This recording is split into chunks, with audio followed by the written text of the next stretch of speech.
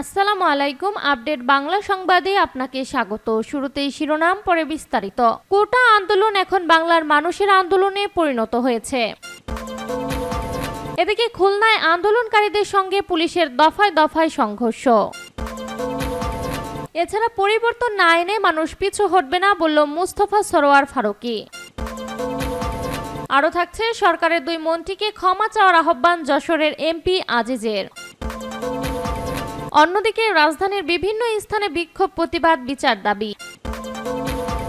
এবং সর্বশেষ জানিয়ে দেব, ডিবি হেফাজতে থেকে আন্দোলন প্রত্যাহারের ঘোষণা স্বেচ্ছায় দেয়নি বলল যৌথ বিবৃতিতে 6 সমন্বয়ক। শিরোনাম শুনছিলেন, এবার বিস্তারিত। তার আগে ভিডিওটিতে একটি লাইক, কমেন্ট, শেয়ার করে সবাইকে দেখার সুযোগ করে দিতে বিশেষ অনুরোধ রইল।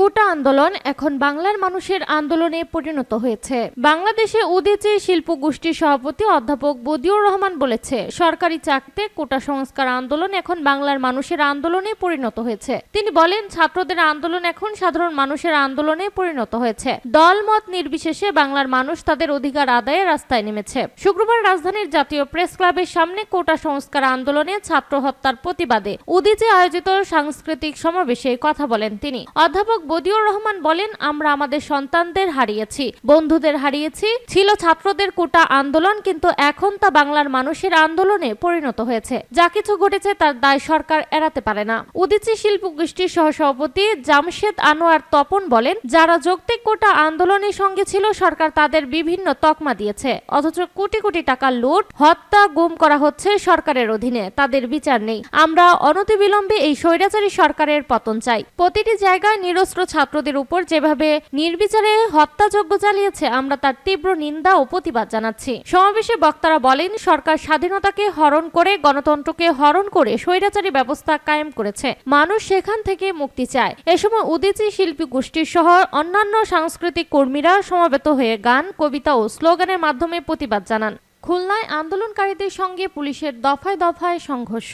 খুলনায় বৈষম্য বিরোধী ছাত্র আন্দোলনের ডাকা ছাত্র জনতার গণমিছিল কর্মসূচিকে কেন্দ্র করে শিক্ষার্থীদের সঙ্গে পুলিশের সংঘর্ষ শুরু হয়েছে। আর শুক্রবার 2রা আগস্ট বিকাল 3:15 বিশাল মিছিল নিয়ে শিক্ষার্থীরা গল্লামারি পৌঁছালে 0 পয়েন্টের দিকে থেকে মিছিল লক্ষ্য করে টিয়ার সেল ছুড়ে পুলিশ। এ সময় পুলিশের সঙ্গে শিক্ষার্থীদের ধাওয়া, পাল্টা ধাওয়া এবং ইট পাটকেল নিক্ষেপের ঘটনা ঘটে। পরে বিপুল সংখ্যক শিক্ষার্থী মিছিল নিয়ে এগিয়ে গেলে পুলিশ ধীরে ধীরে পিছু হেঁটে যায়। পরে শিক্ষার্থীরা 0 পয়েন্টে অবস্থান নেয়। সেখানে শিক্ষার্থীদের সরিয়ে দেওয়া নিয়ে বিকেল 4টার দিকে দ্বিতীয় দফায় সংঘর্ষ শুরু হয়। এই রিপোর্ট লেখার সময় 0 পয়েন্ট মোড়ে অবস্থান নিয়ে আছেন শিক্ষার্থীরা। অন্যদিকে রূপসা সেতু বাইপাসের 2 পাশে রয়েছে পুলিশ শিক্ষার্থীদের লক্ষ্য করে পুলিশ একের পর এক টিয়ার সেল ও রাবার বুলেট ছুড়ে বলে অভিযোগ শিক্ষার্থীদের। এর আগে শুক্রবার দুপুর 2টায় খুলনা নিউ মার্কেট এলাকা থেকে বৃষ্টি ও পুলিশের বাধা উপেক্ষা করে বৈষম্য বিরোধী ছাত্র আন্দোলনের ডাকা গণমিছিল শুরু করে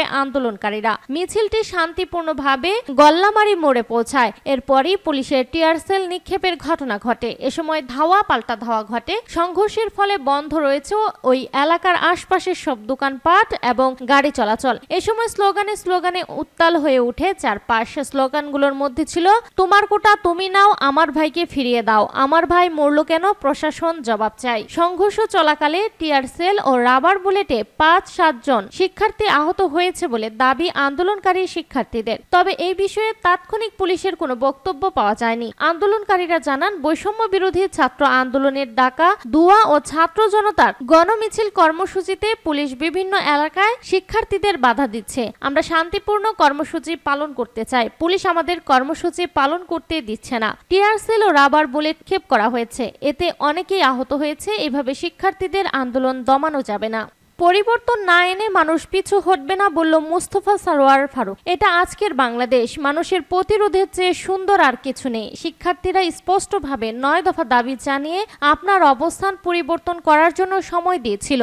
আপনি তাতে ইতিবাচক সাড়া দেননি। আপনি বরং পুলিশ রিপোর্ট দাখিল করে তদন্তের নামে উপহাস করেছেন, যেখানে উল্লেখ করা হয়েছে যে পুলিশের হাতে কেউ নিহত হয়নি। 267 কমিয়ে গণনা করা হলেও জনের মধ্যে কেউ পুলিশের হাতে নিহত হয়নি। আপনি কি নিজে নিজস্ব এজেন্ডা অনুসারে বয়ান উদ্ভাবন করে মানুষের সাথে ঠাট্টা করছেন। মানুষ আজ এভাবেই সাড়া দিয়েছে। আজ স্লোগানগুলো বদলাচ্ছে। পরিবর্তন না এনে মানুষ পিছু হটবে না। স্বাধীনতা দীর্ঘজীবী হোক। আসুন গণতন্ত্র পুনরুদ্ধার করি এবং আমাদের গণতান্ত্রিক অধিকার ফিরে পাই। এখন নইলে কখনোই নয়। সরকারের 2 মন্ত্রীকে ক্ষমা চাওয়ার আহ্বান যশোরের এমপি আজের। কোটা সংস্কার আন্দোলনকে কেন্দ্র করে সংঘাতে হতাহতের ঘটনায় আওয়ামী লীগের সাধারণ সম্পাদক ও সেতুমন্ত্রী ওবায়দুল কাদের এবং স্বরাষ্ট্রমন্ত্রী আসাদুজ্জামান খান কামালকে শিক্ষার্থীদের কাছে ক্ষমা চাওয়ার আহ্বান জানিয়েছে যশোরের 6 কেশবপুর আসনের স্বতন্ত্র সংসদ সদস্য আজিজুল ইসলাম। একই সঙ্গে শিক্ষার্থীদের প্রতি সমবেদনা জানিয়ে বর্তমান পরিস্থিতিতে দ্রুত আলোচনার পরামর্শ দিয়েছে তিনি। বৃহস্পতিবার KM আজিজ নামে নিজের ফেসবুক পেজে একটি পোস্ট দিয়ে এই আহ্বান জানান সংসদ সদস্য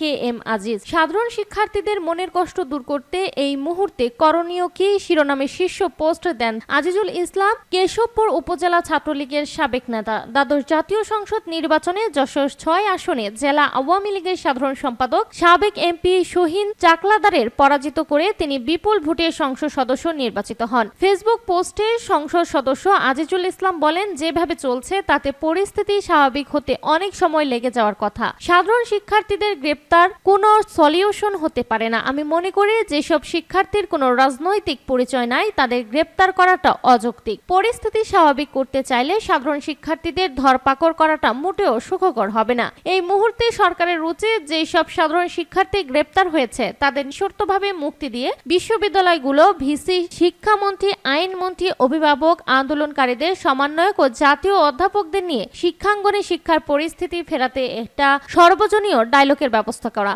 ফেসবুক পোস্টে বলা হয়, শিক্ষার্থীদের পুঞ্জীভূত ক্ষোভ প্রশমিত করতে রাষ্ট্রের সর্বোচ্চ আন্তরিকতা দেখানোই হবে সময়ের সেরা সিদ্ধান্ত। একটা পক্ষ তো চাচ্ছে সাধারণ শিক্ষার্থীদের কাঁধে বন্দুক রেখে সরকার পতন করতে। দুষ্কৃতিকারীদের সেই সুযোগও নষ্ট হবে এরকম কিছু করলে। সবচেয়ে পরিতাপের বিষয় যে 2 জন লোকের ওপর শিক্ষার্থীদের সবচেয়ে বেশি ক্ষোভ, সেই ওবায়দুল কাদের সাহেব এবং স্বরাষ্ট্রমন্ত্রীকে এখনো শিক্ষার্থীদের কাছে দুঃখ প্রকাশ করতে দেখলাম না। অবশ্য শিক্ষার্থীদের কাছে তাদের ক্ষমা চাওয়া উচিত। দেশের মঙ্গলে রাষ্ট্রকে শিক্ষার্থীদের মনের ক্ষোভ প্রশমনের কার্যকর উদ্যোগ নেওয়া প্রয়োজন।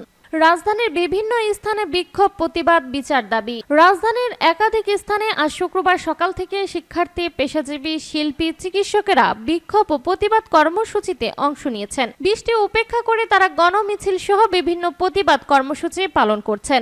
রাজক উত্তরা মডেল কলেজের সামনে সকাল 10টার দিকে জড়ো হতে থাকে শিক্ষার্থী, শিক্ষক ও অভিভাবকেরা। শিক্ষার্থী হত্যার বিচারের দাবিতে তারা বিক্ষোভ ছিল সমাবেশে অংশ নেন।